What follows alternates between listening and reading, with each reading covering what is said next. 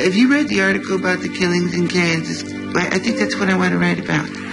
Hello, my name is Truman Capote. I was in Marilyn's apartment just last week. The 4 Matisses hanging on her wall. 2 are upside down.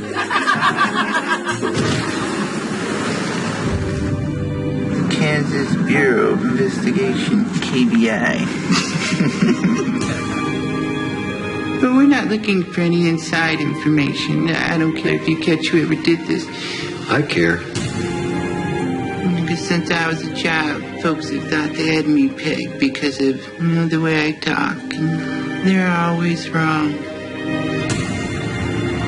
You will be stunned by Perry Smith. Who took care of you as a child? Orphanage. It's as if Perry and I grew up in the same house. He stood up and went out the back door, while I went out the front.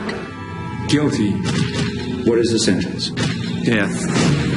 When I think how good my book can be, I can hardly breathe. He'll be dead by September. I'm going to help find you a proper lawyer. His brother and his sister killed themselves. Did you tell him your mama did the same thing? If those boys get off, I'm coming to Brooklyn to hunt you down. They're torturing me. He says it's the nonfiction book of the decade. We still haven't talked about that night. What's the name of your book? I can't finish till I know what happens. The world will see you as a monster. I don't want that.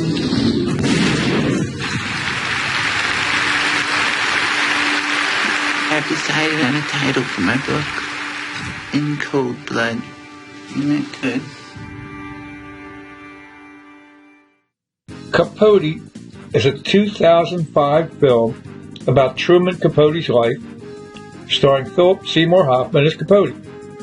The film covers Capote's life from the 1950s until his death in 1984, and it focuses on the relationship he established with Perry Smith, one of the 2 murderers of the Carter family. The film was nominated for 5 Academy Awards, including Best Picture, and Hoffman won the Oscar for Best Actor. Critics praised the film for its accuracy and portrayal of Capote's complex character, but some felt it didn't explore the darker aspects of his life, like alcoholism and drug abuse. The cast includes 3 names that are quite recognizable to me: Philip Seymour Hoffman, Catherine Keener, and Chris Cooper. And one guy I never heard of who has 129 acting credits, Clifton Collins Jr., who plays murderer Perry Smith. Now, Truman Capote attempts to paint this cold-blooded murderer as a sympathetic character. Stevie 3, get out! No sympathy from me for the killer. Collins scored some nice roles, but I only remember him as drug dealer Hector Lorca in the Stewmaker episode of The Blacklist, and he played the part well. Philip Seymour Hoffman, 63 credits. He plays Truman Capote.